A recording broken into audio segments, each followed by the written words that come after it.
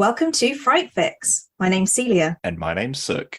So today we have a special guest on our Fright podcast, and they're here to share their experiences with the paranormal. Yes, please welcome Ray. Ray, thanks so much for joining us. How are you doing? Oh, thanks you guys for having me. I'm doing pretty good. And which part of the world are you from? I'm from Tennessee in the United States. I'm from the western end of Tennessee, just about as far west as you can go without being in another state. I think I'm about an hour from Memphis. Everybody knows where Memphis is. So we're kind of a very rural area. Even now, even in 2022, it's still fairly rural. We have more stores, but never had a mall here. Oh wow! Okay, so you are in your rural suburb. Nice. Well, it's so nice to meet you and to speak to you. And I guess the first thing to say is, do you want to share your experience with us and our audience? Sure, absolutely.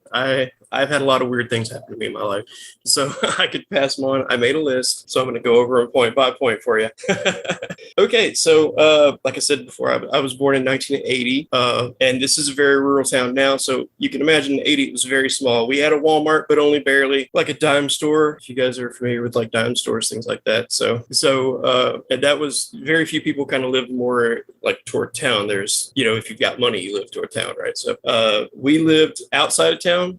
When I was born, parents didn't have a lot of money, so they got a place that was cheap. There were stories that stuff had happened there, and so my mother, took me there. I was an infant, so I have no memory of this. This is all secondhand through my mom on this part. But she would move in. She was hearing voices all the time. The thing that really got her, because it was mostly muffled at first, and so she really didn't want to spend much time there. So she spent a lot of time at my grandmother's house, even though we technically lived at this house. We really didn't spend much time there except at night, which is, probably the opposite of what you should do in a haunted house. So one day she's carrying me to the car and something calls her name. It was just the first time it had called her by name. So she hears, I won't say her name just in case, but she hears her name come out of nowhere. She turns around, there's no one there. And it was like, it was right next to her. And so at this point, she's kind of done. So she stays on a little while longer because you can't just financially move out of a house, right? So she has to stay on a little while longer. She used to do hair, like do people's hair. And so she had somebody over and she saw somebody, like a figure, go down the hallway toward where I was. And so she went down the hall, checking there. There was nobody in there with me, but I was crying. And so she's like, oh, this is probably not a great setup. So she moves out. So since she's moved out of that house, other people have experienced lots of things and complain about it. I had heard that the house was burned down. My mother says she hadn't heard that, but I was told that it burned down on purpose. So nobody could go in. I guess people might just get so frustrated with it that's insane. I mean, did she feel like it was a really scary presence, or was it like what kind of feeling did she get from it? She said it really made her feel uneasy, and that she was never comfortable there, which is why she was already spending a lot of time at my grandparents' house anyway. She felt kind of like it was a malevolent thing. So she was, especially when it called her name, she didn't feel like that was too nice. It didn't sound like a nice person. So she was, Did you ever go back to the site of the home? No. You'll see a theme in a lot of these when I tell them to you. I'm real cautious about it. I've seen so much and I'm like, yeah, you know what? One and done, right? So in horror movies, when people run back into the house, you're the guy that runs away from the house. And the only guy that actually survives. Right. Yeah, I'm going to go to the neighbors and call the cops. I'm going to do it the best that I can to get out of there. So we moved out of that house and we moved into another house, which was a little farther out of town, I think, than the other house. I'm not sure exactly how the geography works. I'm not even sure where I am right now half the time. So, but anyway, so we moved into this other house and I was a baby. I was in a crib and I was wanting this picture off the wall. It had this, like, not a clown per se, but it's this kind of art style you would see in the 70s where it had like the big nose and you couldn't see the eyes because there's like a hippie hat over the eyes, if that makes sense. And so I really wanted that picture down. My mother kept telling me no. My dad was outside working on the car and my mother leaves the room to go do some things, and when she comes back, I'm in the crib and I have the picture. Wait, sorry, what, the picture's fallen on you, has it? Sorry. No, I'm across the room from the picture. I'm nowhere near the picture, but when she leaves the room, it's on one wall. I'm sort of more toward the middle of the room, but when she comes back, I have the picture in my crib with me. So she has no idea how this thing got in the crib with me, right?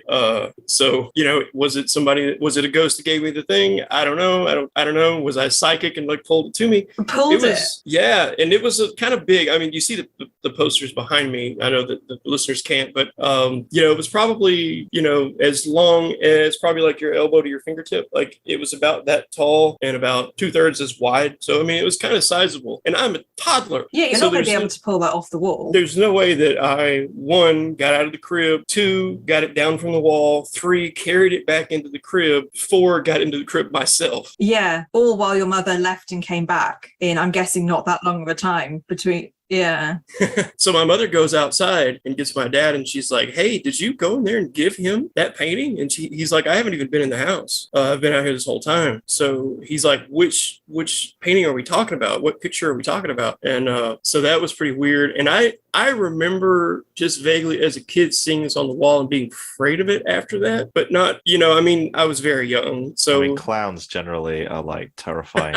Yeah, and I can understand why you'd want it off the wall. But it's almost like it's either you had a spirit of some sort that kind of wanted to help you out and be like, okay, let's get it off the wall, or they wanted to freak you out more and give it to you to be like, look at it, let's get it closer to you. Feel the fear. Yeah, let's make it worse. Right. Or like you say, like you'd done something. Right. And that's what my mother feels like. It was probably more that than a spirit because of some of the other things that would happen. So I'll move on to the next one. So the first thing that would happen, I was sitting in the floor in the living room, and the TV was on cartoons. And I called Mom in the room and I said, "Hey, Mom." And I mean, I'm probably 3 years old. I called Mom in there. I'm like, "Hey, there was a wreck on the highway. There was an 18-wheeler ran into the media and people died." And she said, "What? How do you know that?" And I pointed at the TV and I said, "I saw it in the newspaper." So I'm like, I'm small words, right? And so my mom is like, "What?" And so she calls my grandmother, and my grandmother has a police scanner. If you guys know what a police scanner is. Yeah. Got it. In those days, I think their legality was probably questionable, but everybody had one. So she called my grandmother to say, "Hey, have you heard anything about a wreck?" And my grandmother said, "Yeah, it literally just happened, like just now." And so it wouldn't have been reported on yet then, it wouldn't have. And again, this is a very rural town. We don't have our own news. We were watching like Memphis news, things like that. So there was no way I could have seen it on the television. And this wasn't a common occurrence, I'm guessing. Not at that point, no. And what was your mum's reaction to that? Like, was she like, "Oh, that you've got something, like you?" Right, yeah. She was a little something? freaked out. She was like, she came back and asked me again, like, "Where did you see it?" I said, "In the paper," and pointed at the TV again. I don't remember that one. That's still too young. I was still too young at that point. I kind of vaguely, but you never know if that's like a real memory or if you're just kind of been told it so many times, that you start to think you saw it. Yeah. I really haven't had anything happen in years, but So my mother tells me, because I asked her before the interview, I was like, "Hey, could you kind of tell me some things that happened?" So she told me a couple more. There was one that we were driving in Vicksburg, Mississippi. Is that far from where you live? Yeah, it's pretty far. My dad, he was a towboat pilot at that time. He retired recently, but he went all the way through my whole life as a towboat pilot, and then co-captain and captain. He would travel to the various rivers and ride different boats, but we had to go through Mississippi and Louisiana a lot to pick him up. Most of the time we pick him up in Louisiana, sometimes Texas even, but then every once in a while he'd be in other states. So I've been to most of the continental U.S. just for my dad or vacations or whatever. But we were going through and I told my mom, "Hey, I used to live there at that church." And she said, "You did not live there." And I said, "Yeah, no, I did." And there was this one time that I had to get down on my hands and knees and crawl because stuff was flying through the air everywhere. And I said, I had to get to those people in the basement. What people in the basement, right? So I worried my mom about it so much. She went to the church and she went inside to check on it. And so what she found out was that church had become an impromptu battleground in the Civil War. And it was part of the Underground Railroad. So there were slaves down underneath that were being transported, through the system. And because the thing was going on, the Civil War was going on, and some fighting had broken out, there were shots traveling in and out of the church, because they were just shooting through it. And so it is entirely possible that somebody was on their hands and knees crawling through there trying to get to those people. Do you think this was you tapping into some kind of pre-reincarnated state or something? Or I thought so. I still kind of think so, yeah. So I used to say that I had these imaginary friends, and it was like Rosie and Trixie and all these people, and I said where they lived, and it was near a ghost town in Arizona, and I can't remember where. exactly it was. But so I was talking about them all the time, and that these were my kids and all these things. And my uncle was a trucker, and he actually found himself there, and he was with a friend. And the woman behind the counter had a name tag on that was one of the names of one of my imaginary friends. And so my uncle tells this other guy, he's like, hey, he used to talk about me all the time, but he's like, hey, that's one of the names. And hell, I'm in Arizona. So he asks her, the friend that's with him asked her, like, hey, where are like Trixie and Roxy? And she's like, how do you know my family? What? So they list off the names, and those people are real people. And their father had passed away, and I guess it was before I was born. So maybe so that weirds me out to this day. Yeah, I mean, both of those stories, it's like there's no way you as a kid could have known that. Like there's no way. And because it's so specific, it's not like, oh, there was a family and of some kids. It was like you knew their names. I knew their names, right? You knew their names, and they were all real. And where they lived. I knew where they lived too. And where they lived. Yeah. But it's so interesting. Like, what could you as a kid be doing? Like, is it, like Sook said, like a reincarnation thing, or is it that ghosts? Is it more supernatural, or is it that you have some sort of ability to kind of tap into history? And it's crazy. I wonder if the father who passed away in some capacity or another had reached out to you and you not even knowing. It's and like connected you. Yeah. Maybe it was reincarnation. Maybe it was the ghosts. I don't know. I wish I could remember more of it, because I mean, that's a pretty cool story if you got stuff to back it up. But I can confirm that they lived there. I have 2 truck drivers that will vouch for it. But ultimately, it's not like a monetizable skill. Unfortunately, it does not like I could just. I wish. But yeah, apparently, according to my mom, that stuff became so commonplace that I would just say things that I had no way of knowing or no business knowing about things or other adults or what was going on in their life that I had no access to, that it just sort of became just like routine at a certain point, right? She was just like, oh, okay. But she would still ask me, like, to this day, she'll be like, how do you feel about this? Right? Like, so-and-so has happened. How do you feel about, do you think that's going to be okay? How do you feel about it? Depends on the day. She says the last one that she really talks about was when my dad thought he had a heart attack, which he did ultimately have a heart attack later. But at this time, he thought he had a heart attack. And she said, I looked at her and just went, he didn't have a heart attack. And I would have been in high school. I don't even remember, because it was just sort of out of hand. And she said, what? And I said, no, this is what happened to him. He's fine. And I just walked off. And that was true. And that ended up being true. That ended up being true. I think I was 16 or 17 at that time. So yeah, that's kind of weird. Let me check back to my notes. It kind of sounds like, I don't know what you think about this, but it's almost like a weird, like Sixth Sense almost thing. I'm not talking about the film. I'm talking about like the idea of being able to tap into like something that other people can't quite get, like an invisible sense that something is happening. So either like with your dad, knowing what actually was happening, or knowing that somebody lived, somewhere far away. Do you know what I mean? And it's like, and I think it's like I think what makes the whole thing even creepier or scarier, or I don't even know what the word would be, is just how calm and blasé you are about what you say, or what you said when you were a child, just how flippant the comments were, or just kind of, no, he's okay. Right. Oh, yeah. I bet your mum was in a constant state of like, oh my gosh, is he going to say something again now? But it just got so normal that he was like, oh, it's just Ray. It's just Ray predicting the future.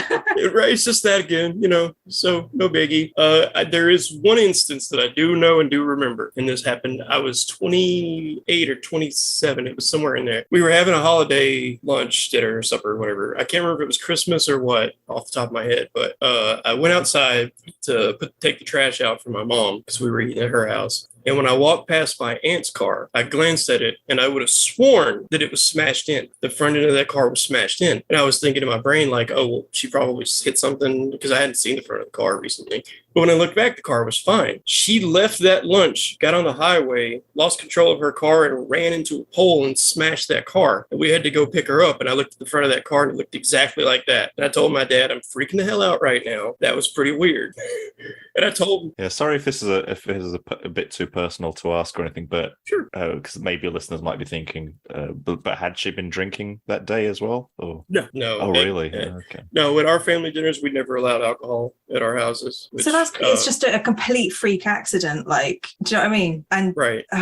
Yeah. So no, what actually I think may have happened, she started to have some medical issues, and I think maybe she had kind of like blacked out at the wheel or whatever. Because ultimately, she found out later that she had cancer, and then she has since passed away. But at that time, we don't really know if that's what caused it. She was, of course, freaked out, so really couldn't get any information out of her. Yeah, but regardless of what caused it, the fact that you had like a little premonition about it is yeah, and that one really still kind of freaks me out because you were 27, 28, right. Yeah, I was full on adult at this point, which is so interesting because you sometimes like you hear these stories and people only really have them in their childhood and then it seems to go away, which, as you said, it's become more few and far between as you've got older. But the fact that this happened when you were in your kind of late 20s, like that's crazy. Right. Yeah, I think so too. And also because you've got an adult brain, so you have to like process it with an adult brain, and that's even scarier because you have to try and like rationalize it, and then when it can't be rationalized, you're like, oh no, this is real. Yeah, absolutely. Yeah, because when you're a child sometimes and you have these experiences, like your memory can be distorted of those experiences, like how you think things happen. But as an adult, there's very little room for misremembering these things. So I had another incident where I was in the restroom, like I was in the bathroom, which, you're a kid, you take forever when you're, doing whatever. But so I was in there. It's the only time I ever really heard a voice around the house. And so I'm in the bathroom and I hear a voice coming from so to understand, you know what an air register is, like for central air, like air conditioning. So there was an air register in front of the toilet. So I was just sitting on the toilet. I really wasn't going to the bathroom at that point. I was just kind of sitting in there. Yeah, it's comfortable. Right. Yeah. I'm just playing. There's the adults were playing cards in the other room. So I'm sitting there and a voice calls my name that it seems like it comes from the air register. And I'm like, that's weird. But I'm talking to it because at this point I'm kind of just used to this sort of thing. So I'm like, and I kept joking. I kept saying, no, that's my uncle. My uncle is also named Ray. But it's not short for anything. It's just Ray. So he is the truck driver, by the way, from the previous story. But so I was like, this is Uncle Ray. And he's like, this is not your Uncle Ray. Listen to me. I need you to come outside. The voice and said I'm like, this. yeah, the voice said this. And I'm like, I'm not going outside. I'm not following a voice. I'm like, Uncle Ray, you're crazy. And it got frustrated and said, damn it, this is not your Uncle Ray. So I'm mixed on this one because I didn't go outside and then it just stopped, right? So I'm mixed on this one. I don't know if there was someone outside, like outside the window that was like calling up the air register, but then why did it come through the air register, right? You'd have to be talking through the air conditioner outside, which would have to not be running, for the fan not to be running to distort the sound. And it was a man's voice. So, I don't know. I didn't go outside, so I guess I'll never know. So my mother called next door because there was a kid that lived next door that kind of picked at me a little. And so she thought it was him, but no, he was already asleep at that time. And then she called the other neighbor to see if their kids or if any of them were outside, and none of them were. So either A, it was something, or B, it was someone. They did try to call up. They tried to convince me to go outside, which would have been a terrible idea, and I didn't do it. So, right. So another one of those instances, that's chalk another one up for me. I didn't get snatched as a child. Common sense prevailed, thankfully. Definitely. I guess it must be kind of hard because you've had so many experiences that actually if something, happened that wasn't a ghostly apparition or something, but it was still really creepy, you're like, is this actually a person, or is this should I investigate? Right. Well, there's honestly not much that really scares me at this point. So I was just kind of weirded out. I'm a pretty chill dude. Most people are like, man, nothing really bothers him. But I'm like, you have no idea. So I'll go back kind of to my childhood again. So I had an aunt named Sadie, and her house was 100% haunted. There was no like, is this psychic powers? This was a haunted house. Is this in the same town as you grew up in? Is it? No, this is about 40 minutes from where I lived at that time, maybe 35, but in that ballpark, right? It's a town called Brownsville, Tennessee. It's close to, it's about the same distance from Memphis that we are, but it's, I think, farther north, maybe, or maybe it's farther east. Anyway, it's different from, again, I don't know where I am from day to day. So this is a really rural house. I'll speak English eventually. It's a really rural house, kind of out like in a field. It's like a farmhouse, kind of a plantation house. And everyone I know has at least seen one thing happen there. I've seen two and heard three. So one of the times I was really little, but I was old enough that I actually remember this happening. They'd given me an old robot toy. It was like a metal robot. It's kind of in the older boxy style. And they used to make these toys where he'd put this oil in them and they'd smoke because it looked like it was really a machine working. And it was one of those.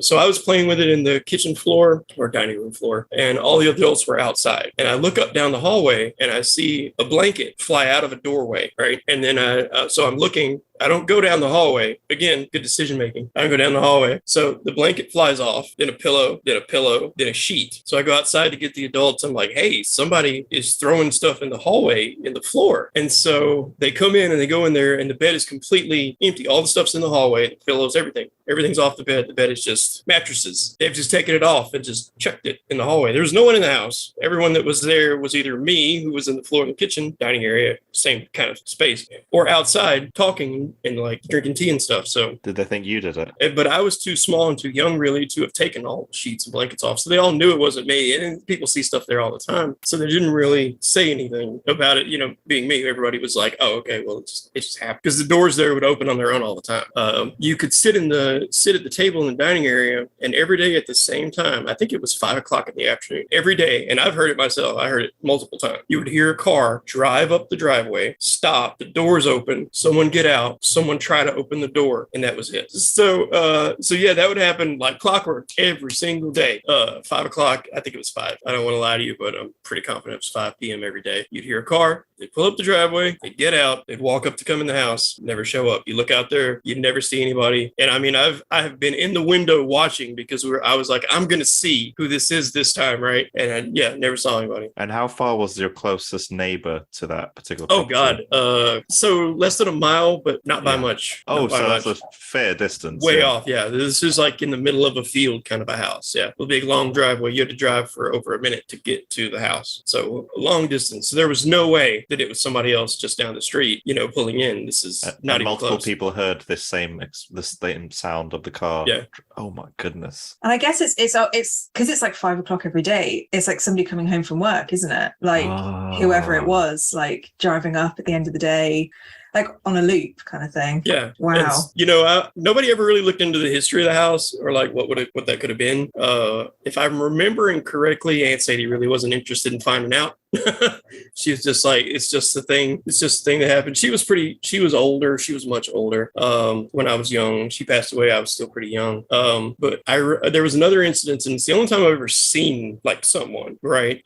All the kids were there playing because she had a big house. So sometimes we would have like get-togethers there. The kids were playing out back and we were playing hide and seek. And so, I guess it would have been before I started school. So I would be around 4 years old at this point. So I'm hiding behind some tall grass. And a girl runs up beside me and sort of crouches down and says my name. And I looked at the girl. To this day, I can't remember her face. All I can remember is that there was something weird about it, right? So I remember that something was weird about her face. She was wearing like an old white gown style dress. She was not one of my cousins or any of the other kids that were there. And she laughed kind of weird. Like I remember her like calling my name and she's just laughed really strange. And she had a really jacked up face. That's all I remember. So I just ran back to the house and I was like, I told Mom, I'm like, Mom, the girl in the field is scaring me. And she was like, which one was it? Was it, this cousin's name? I'm like, no, I don't know who this was. But I tried to remember what was wrong with her face, but I can't remember what's wrong with it. I just didn't want to look at it. Right? I remember seeing it, but not really wanting to see it. And then just like running. I've got chills running up my spine right now, just hearing that. Gosh.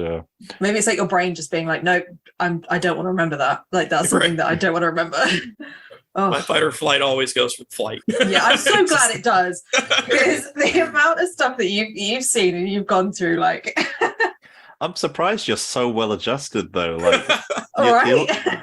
Yeah, you've made it through the other end in one piece.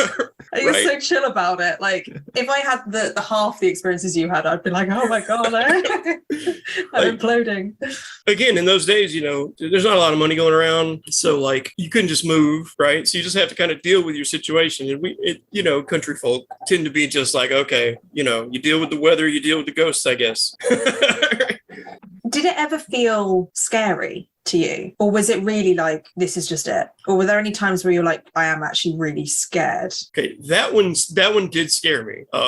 That one did scare me, and I think it was more about the face. I don't really know if it was the incident. A lot of the stuff, I guess, I just sort of took in stride as just like, everybody sees this kind of thing, right? Everybody hears these, but I really didn't see people a lot. It's not, at least I didn't say I did, and I don't remember seeing people a lot. But I definitely, felt things, heard things, knew things, but until this one, I'd never actually seen anything. So close to you as well. Right. And it was pretty close. Yeah. So that one scared me. Other than that, I mean, like I would get nervous. I think I would know like when something was around, but so I would get kind of like, even in the middle of the day, it's not like it was just a nighttime thing where like, oh, it's dark, so I can't see anything. Like, but yeah, I would just sort of get this feeling, and I was like, maybe I'm just going to stay right here and not going to go around the house right now. I'm just going to stay where I'm at. So maybe nothing happens.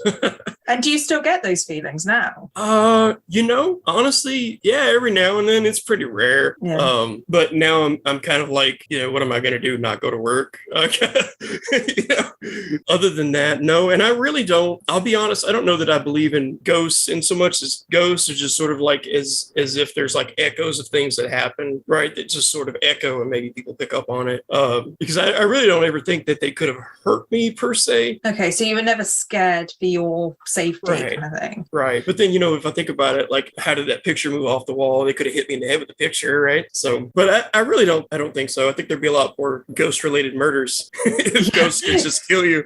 Yeah, that's a good point. So I don't really, it's more of a creepy, weird feeling than it is a scary feeling, except for the stairs. So I'll go ahead and break that one down. It would have been somewhere in the neighborhood of like October, November of 1997. So I had a friend, and his mother ran our local library, which was the Sugar Hill Library, named because it's on Sugar Hill, which is just a big hill that they named because, reasons, I guess.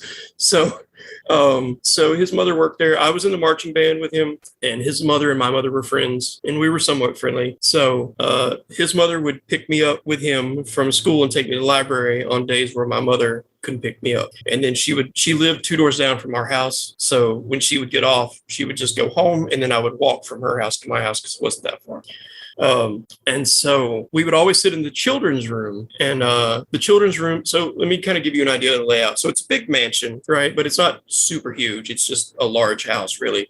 So there are 2 entry doors. There's a large front door under a big awning with pillars and everything. For whatever reason, when it was a library, they had that door closed, and it was just, you can't come through it.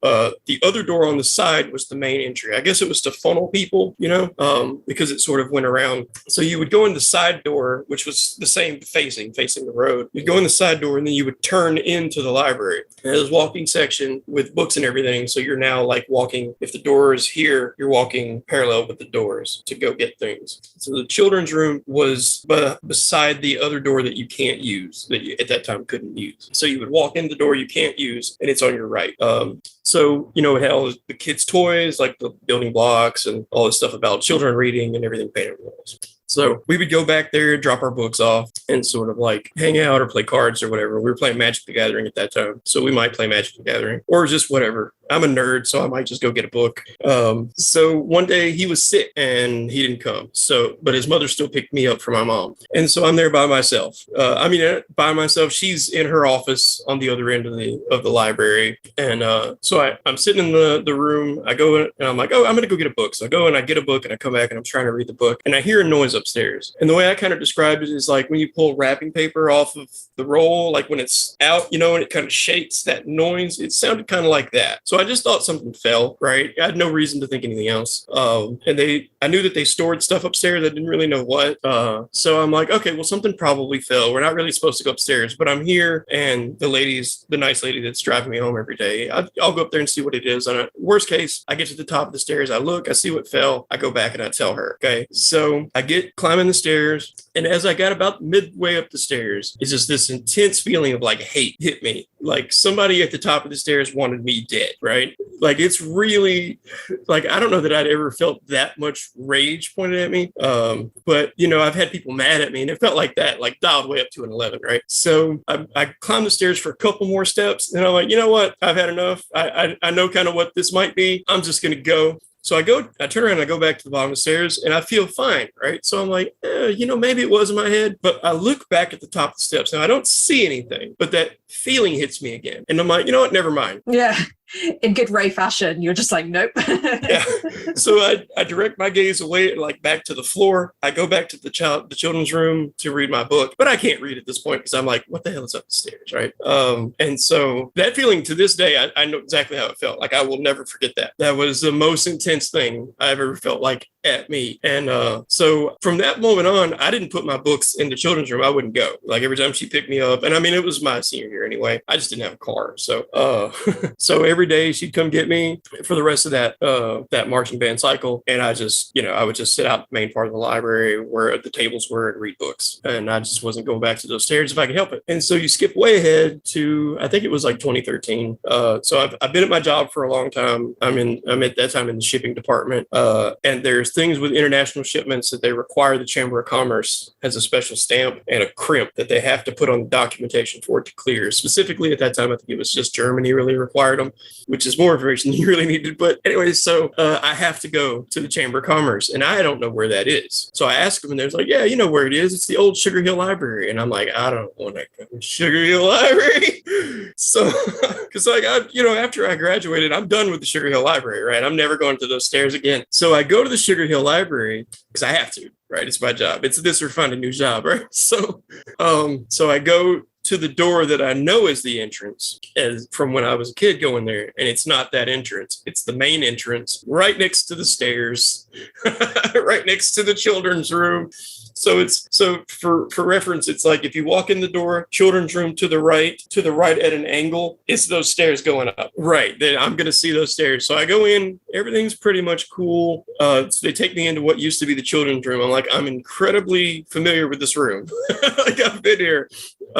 So we go in there and that's where we do the stamping. So over the course of a couple of years, I have to go a couple of times, like every other day. Right. So, I'm going up there. Nothing's really bothering me, but at the same time, I'm not volunteering any information. I'm not like, hey, how's it feel to work in a haunted house, folks? So each time you went up there to get the documents certified, did you ever have to go up those stairs, or did you just never look at them and just go to the office you needed to go to? So for 2 years, no, I didn't have to go up the stairs. But about 2 years in, the lady that I dealt with, which was the assistant, wasn't there, and I had to speak to Susan, who was the woman. She's a public figure. She's over the chamber. She was there, and the other lady was not. Now, for the record, the other lady, I won't say her name just in case, but she doesn't believe in any of this crap. She's like, yeah, it's just stuff that happens. And I'm like, considering some of the stuff that happens, are you sure? Are you sure you don't believe? Absolutely sure. So anyway, she just doesn't, she's not really interested in it. And I'm like, okay, I think you're just in denial. But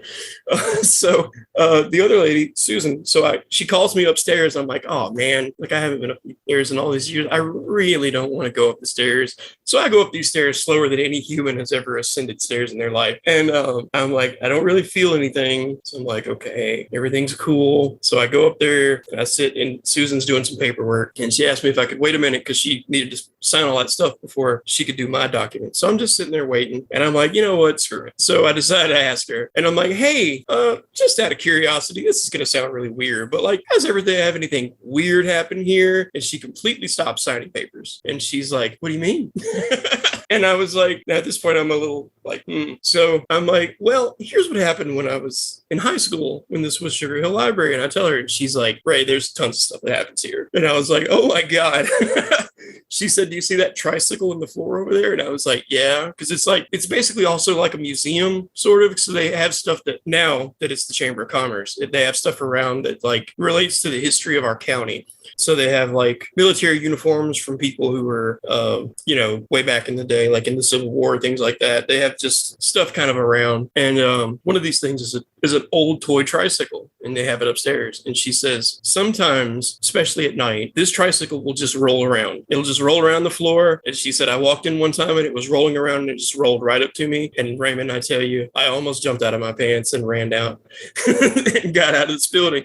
She says almost every day our chairs are moved. They're not under our desks when we come in. All these other just wild things happen. And I was like, oh, well, you got me beat because I just have some feelings on some stairs. And you've got tricycles coming after you. You got desk chairs getting moved. Which, and she didn't have any of those feelings that you had? No. And I mean, maybe that's just because, me and what I've got going on versus that. But she said she never really had that. But she's like, sometimes she did say she felt like sometimes she was being watched. But mainly she was like, just weird stuff happens all the time. You'll hear things, you'll see things. And I was like, oh, well, that's weird. I'm never coming up these stairs again.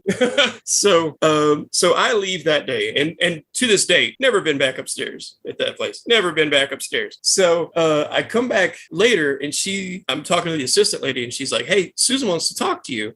Just hold on a minute. So I'll wait a minute and Susan comes in there and she's like, Ray, we looked into the history of the house. And I was like, it's never a good sign, right? So she says, we looked into the history of the house and it was built by a man named Wardlow. I don't know how exactly he pronounced it, but it was like a rich plantation owner kind of guy back in those days. And he had several daughters. And one of those daughters, the oldest daughter, got married off to a guy she did not care for. But, that was way back when. So the woman had like no authority over household things. So she was just kind of stuck with this guy and he could, do whatever he wanted with the money. But she wasn't really happy with the way he was doing it. And so one day they're arguing at the top of the stairs and then he falls down the stairs. Right. So, and there was rumors at the time of, did she push him? Now he did not die. He fell down the stairs. He didn't die. He was like basically rendered an invalid though. Like he couldn't really take care of himself. So now she's stuck with a husband that she hates that she has to take care of. But when she said the argument happened at the top of the stairs and then he fell down the stairs, that one creeped me out pretty hard. Oh yeah. I mean, it's not a coincidence at that point. Yeah. And she was probably furious with him. And that's probably the anger you felt at the top of the stairs. Yeah. Right. Exactly. So those two things married together. And now for years I'd been telling people this story. I'm like, man, I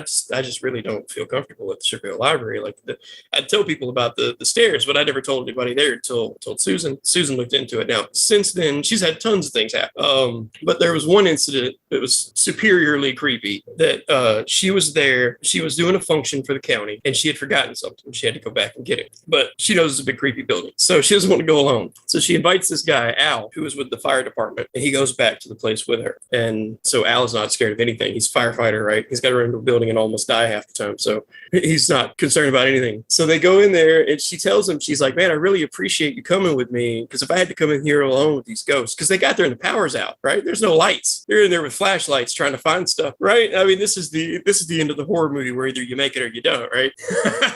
So she goes in there with him to, and she's telling him like how much she appreciates him being there. And he's like, oh no, ghosts aren't a big deal. We see them all the time. Right. Apparently there's a theater called the Ruffin Theater, which is in Covington, Tennessee. And he says he spends a lot of time there and that place has a lot of ghosts too. And I'm like, okay, not going there.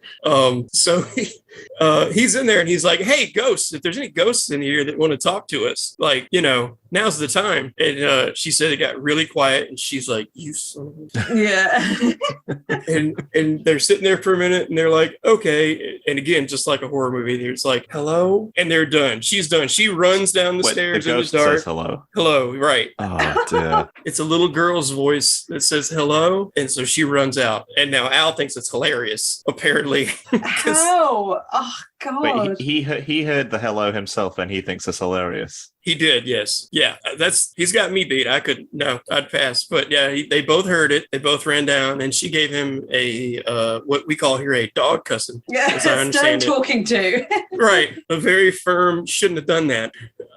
And so he's like, no, we do it with ghosts all the time. So big deal. It's not like they can hurt you. Just, And she's meanwhile like, ah! Yeah, because she has to go in there every day because that's like right. That's where she works. And there was another incident one time where they were doing renovations on the building, and she told me this one somewhat recently, like a year or two ago. So it was raining, and it seems like it is worse when it rains, from what she was telling me, because it was raining the day that I had that experience all those years ago. So maybe it's just worse when it rains. But so they were doing the renovations. She was in her office, which is at the top of the stairs again. So she comes down the stairs and she forgets a folder. So she goes back to the top of the stairs. to get the folder. And when she walks in, the entire floor is covered in dead flies. Just like no reason that there are dead flies. Where were these flies when I walked down the stairs? She comes back up, the floor is covered in dead flies. And I'm like, I'm starting to think maybe that's not just a ghost. You might have something on a little higher tier. Maybe we need to just, So, but according to her, stuff still happens. Her chair still moves, but it's never really been that serious since then. I think they took the tricycle down and put it downstairs. Yeah. I feel like a tricycle is such like a horror trope that if I saw that in somewhere that I knew was haunted, I'd be like, maybe don't want to, poke the bear. And yeah. Maybe we'll just pass on this one. Let's put this downstairs in a closet with a chain on the wall so it can't go anywhere. How about Any that? kind of old-timey children's toys, like whether it's a toy train or a tricycle or a doll or something. Or like those wind-up Jack in the Box things as well. Yeah, it's like they're so creepy. Oh my god, it's honestly giving me shivers. I'm so glad I'm over on the other side of the pond, as they say. I feel safe. I can hear the nursery rhymes playing in my head already. Right. So that's my most major one. Looking back at my notes, I did forget a couple. So when I was really young, also my neighbor had he was on drugs, and he threw all of his children's toys in the yard, set his house on fire. He went upstairs and he shot himself. So after that day, the whole house burnt down. Right after that day, other weird stuff would happen at our house again. But at this point, we're a family who just is like, okay, this is just stuff that happens. So my mother was like, this is this guy. I think his name was, we'll just call him James. That's not his name, but so every time, like, we'd have cups and stuff flip off the counter, or chairs be slightly different places when you came back.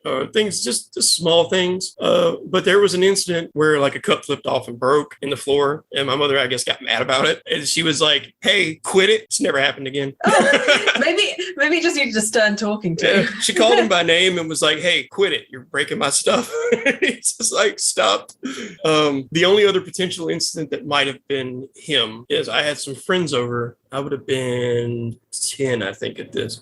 So we were all playing around in my room, and the adults were all in the other room playing cards. I think it's a game called Rook. I don't know anything about playing Rook, but if you guys are familiar with it, they played it a lot. I don't know how to play it either. So, but they were in the other room playing, and so we were in the room jumping around, and the lights just get turned off. And I'm like, oh, the power's out. But I look, and the hallway lights are on. So I go over, and it's the switch has flipped off. But while I'm going over there, my cousin who's with me, he's like, no, somebody reached in here and turned that light off. And yeah, he saw an arm, and I was like, somebody turned the light off. So I go out there. We all go out there, me, him, and somebody else. And we're like, did one of y'all come in and turn the light off? And they're like, no, none of us got it. We've been here playing cards. And my cousin's like, no, it was a hairy arm with this kind of watch on, and it just reached in the room and switched the light off. And that was nobody. So I was like, well, what a jerk move. Like, I don't come in the spirit world and turn your lights off. Yeah, leave us alone. Right.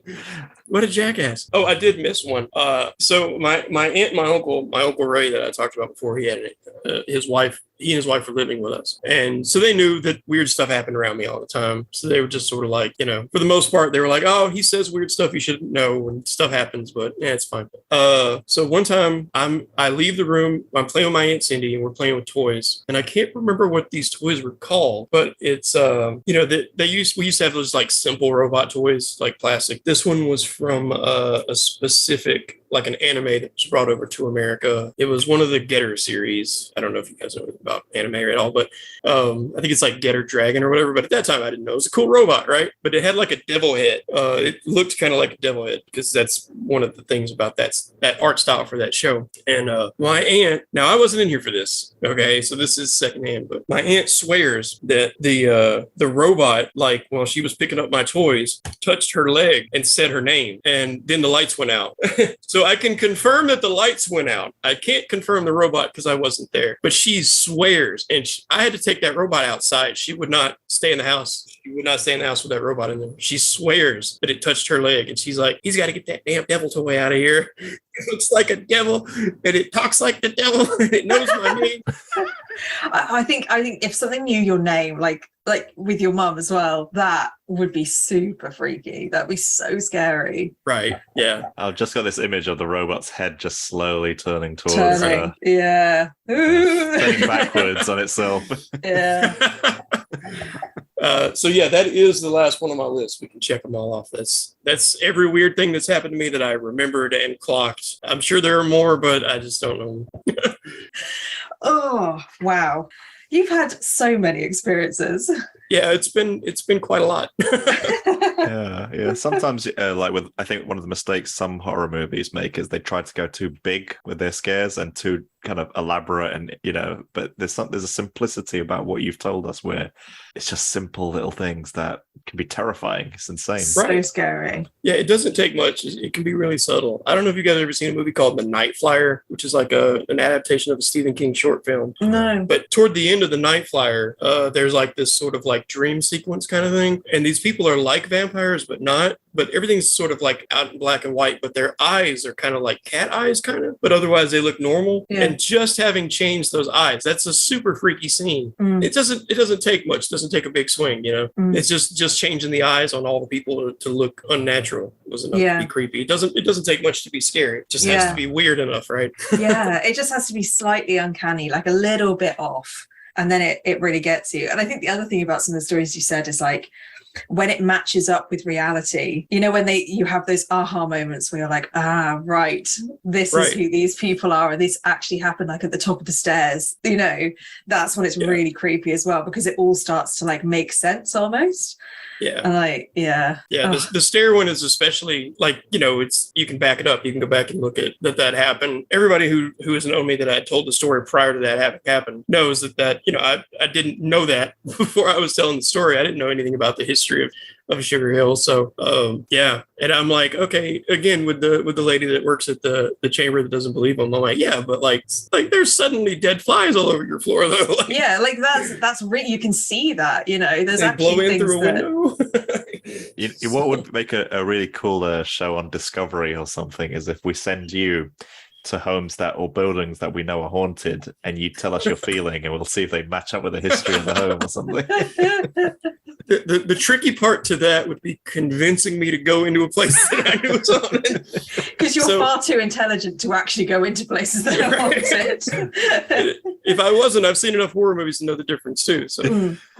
Is there any social media or any projects you'd like to plug? Well, I'm not really plugging anything on my social media, but in the future, we are doing a horror movie through Mason Studios, which you can find, which is my friend Josh's channel. We're doing a horror spoof called Bad Batteries, which is about batteries that kill people.